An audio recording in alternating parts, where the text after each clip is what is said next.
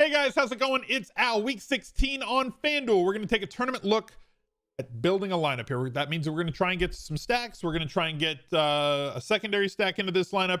We're going to try and build this lineup a little bit more correlated and with a little bit of a higher ceiling, maybe a lower floor than we do on the DraftKings first look. This is an exercise at trying to learn how to build tournament lineups. So if you say, well, why didn't you play this guy? He's got a higher floor. It's like, I don't care about a higher floor. I don't care about putting all my eggs in one basket because I'm trying to literally win all of the eggs when I'm entering a tournament. So cash game, I'm worried more about volume. Stacking does not matter. You don't need correlation in a cash game lineup. You just want to stuff as much fantasy points per dollar as you can in the lineup, as many touches for your running backs, as many targets for your pass catchers, wide receivers and tight ends as you can, because you don't need to beat everybody. You just, I don't need to be faster than the bear. I just need to be faster than you.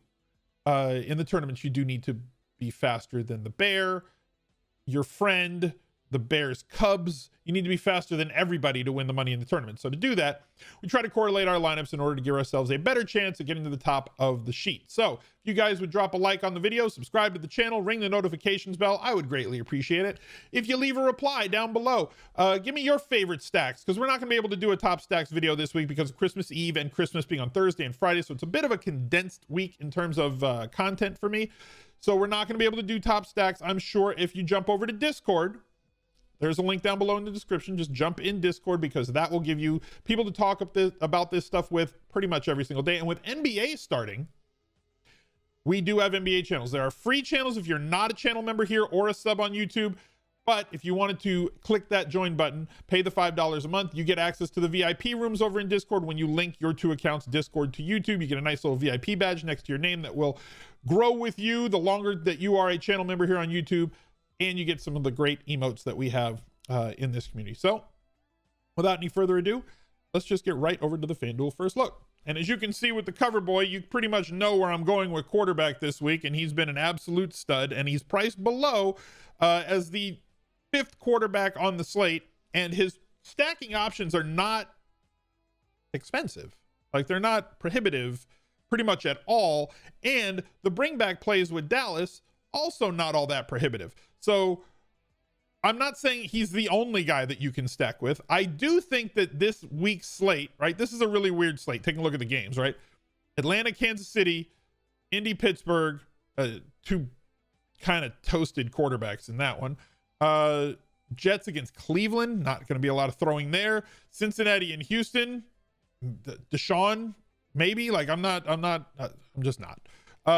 Giants in Baltimore, we'll see if Jones is back this week against Baltimore. You can stack Lamar, but I don't think you need to stack Lamar. Naked Lamar is fine, but if Lamar has a tournament winning day, it's likely that somebody's going to catch and have a 20+ point FanDuel day. So you're probably going to want to single stack him, not skinny stack. I'll probably bring it back with somebody on the Giants. Stacking is tough this week. There's just not a lot of great quarterbacks or not a lot of great stacks. So I think that this could be a week that we see less totally correlated lineups moving up the tournament standings this week. Is just kind of the way that it looks. But one that we can stack, obviously, Rams and Seattle, good stacks there. Herbert stacks always in play. Great bringbacks on Denver and the Carnival, as always. So if you wanted to play any of these other quarterbacks in your stacks, like Herbert, like I talked about, Deshaun stacks with bringbacks on Cincinnati, go for it. We're going to build this lineup around Jalen Hurts, who finally has moved up in price.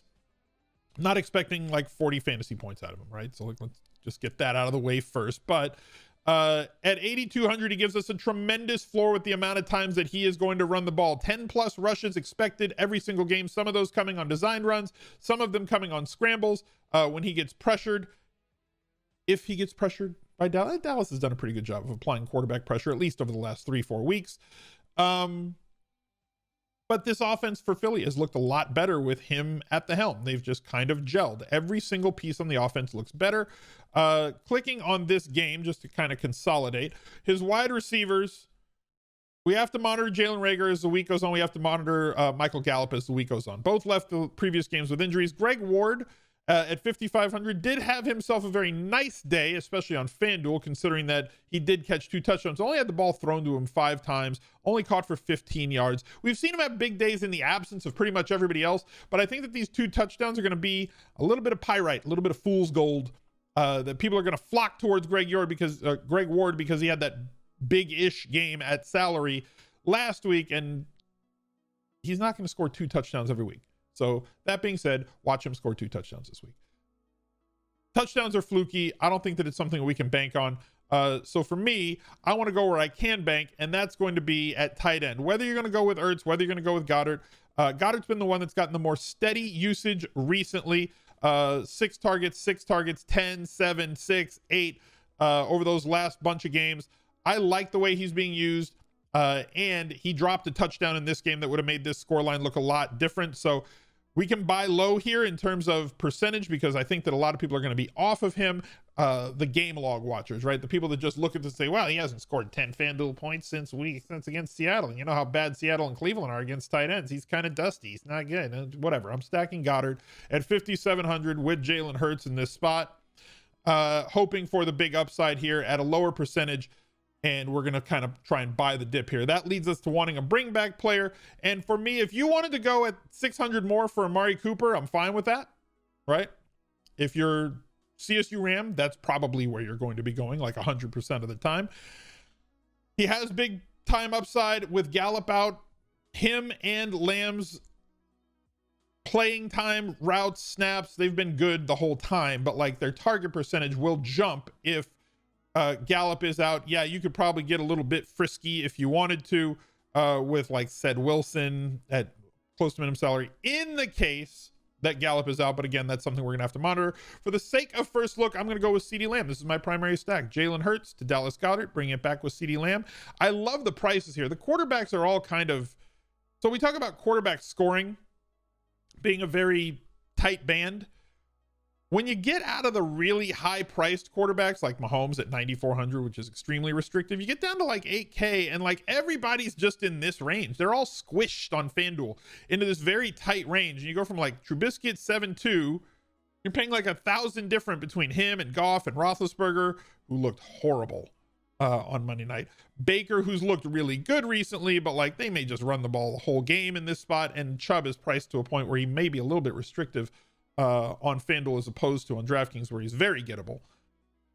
And like Russ Wilson, who's been, let's just say he's not been cooking recently, but he gets the Rams, who are an extremely tough defense to deal with, and they kind of squished him the last time, 11.92 DraftKings points or FanDuel points the last time that they played.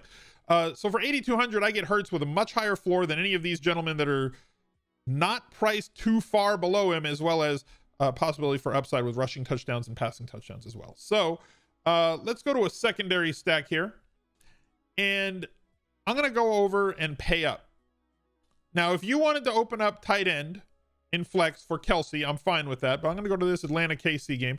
There's a few different ways that we can go here. We do have to monitor Julio Jones. I'm going to assume for right now that he's not going to play. If he plays, that changes things. The other thing that changed in this game is they basically came out and said that like Todd Gurley is not going to be the guy.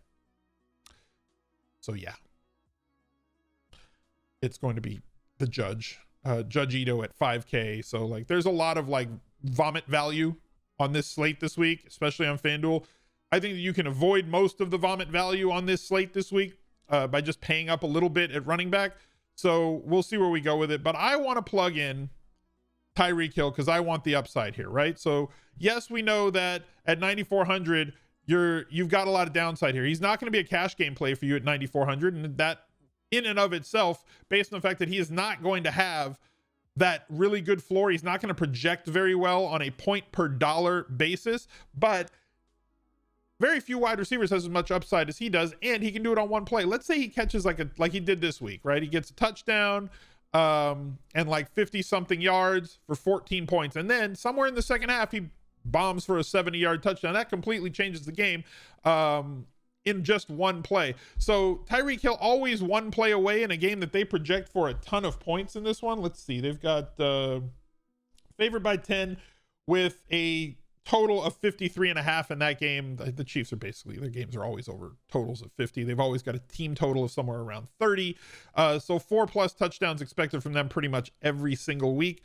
I love paying up to be contrarian with Tyreek Hill in this spot. Now, I don't have to pay up for Patrick Mahomes to get access to Tyreek Hill or to Kelsey in this spot. Kelsey at 8,800, a little bit better value. Like I said, if you wanted to open up your flex, you basically pick every tight end that if you're using a lineup builder. If you're building by hand, you just put them in flex. If you're building a lineup builder, you make a list of all the tight ends that you're allowing, or a group with those, and then you say at most one, and you leave Kelsey off that list, which will allow Kelsey to be the only tight end that's allowed to be in your flex spot or in a lineup that has 2 tight ends in it.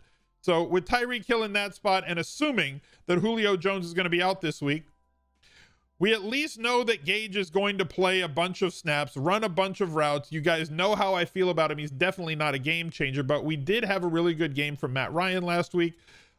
Finally, and then we know that they're going to gadget him a little bit, which got him to this spot. 3 straight games over 13 FanDuel points. So at 5,800, where if he gets us 10 to 12, we're fine as a bring back play. If he gets us anywhere north of that and 2.5x's or 3x's his salary, with the amount of players that they have right now to throw the ball to, Gage and Hayden Hurst certainly in play. That'll fill out our wide receiver spots.